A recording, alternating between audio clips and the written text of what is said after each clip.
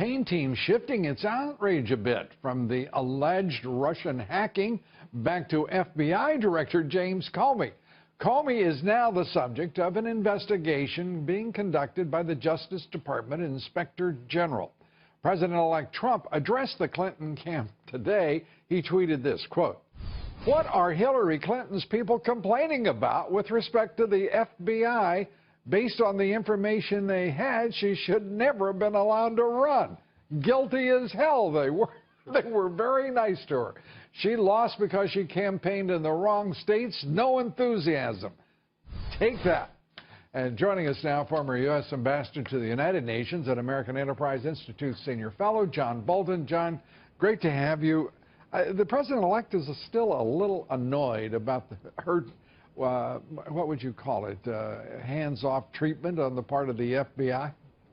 Look, as I've said before, I believe it still to this day. If I had done at the State Department what Hillary Clinton did, I'd be wearing an orange jumpsuit now. I mean, Comey mishandled this thing in so many ways by concluding inside the FBI and the Justice Department there were no grounds to indict her, by the famous first press conference where he said he was not going to recommend prosecution, and on and on. It's not just the last letter, it's the whole way he handled it. Well, explain the politics to us. Here it is, a week to go, and they come out with an investigation by the Inspector General of what, as actually Donald Trump foresaw during the campaign. He said there ought to be an investigation of the investigation, and I'll be doggone if we don't have an investigation of the investigation. They waited right up to the last week, and apparently Attorney General Lynch and her conduct with the former President Bill Clinton on the tarmac in Phoenix to discuss the case, or their grandchildren, if whichever you believe, is not part of the inquiry. Well, I wonder, coincidentally, how that happened. Look, this Inspector General in the Justice Department is an Obama administration appointee. This is a No, political you're not suggesting device. Politics here, are you? No, heaven forbid. But that's exactly what Jeff Sessions needs to help clean up. Man. It's just been a tragedy for our country and a danger for our country. The justice and one of its subordinate parts, the FBI, has been politicized the way this has been over the past 8 years. I understand why Sessions recused himself from any possible consideration of criminal action against Hillary Clinton. I think that was the right thing to do. I think it's also a very smart thing to do, by the way. Yes, exactly, and he'll be confirmed as he should be. But he needs to show leadership in restoring the reputation and the reality of integrity in the Department of Justice and the FBI. That's an urgent matter for him. Yeah, putting his name just outside the door there at Justice will go a long way toward doing exactly that. And I am certain that his leadership will do precisely what you say, and that is restore integrity to a department that has been just overwhelmed by politics. Let's turn to John Kerry, who in his final week as Secretary of State is on his way to Paris with 72 other countries present to talk about Mideast peace, but the parties, that is the Palestinians and the Israelis, aren't there. How in the world could this be happening in the final week of an administration with U.S. participation? Well, look, that's why I think these last 7 days may be the most 7 dangerous days in the entire administration.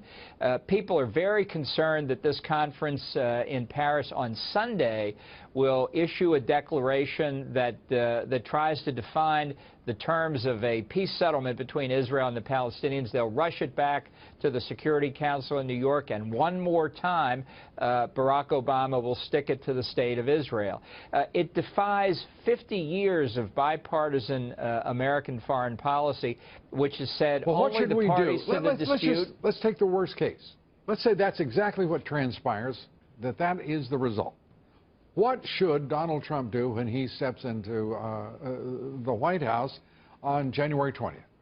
Well, if it's as bad as we think, and you combine that with Resolution 2334, which effectively tried to set Israel's boundaries, done 2 days before Christmas, I think Donald Trump could do a lot worse than using the words of Daniel Patrick Moynihan when the General Assembly passed a resolution equating with Zionism as racism, and say the United States will never accept these resolutions. Hear that? United Nations. And you had a clip on earlier of Lindsey Graham and Ted Cruz introducing legislation to cut off U.S. funding to the UN because of that first resolution. Here we see the UN bringing old adversaries together. It's an amazing way that it works. I think the only thing they respect is our money, and I think Donald Trump should seriously consider supporting the Cruz-Graham legislation and cutting off our money. Let me ask you this, former ambassador to the United Nations.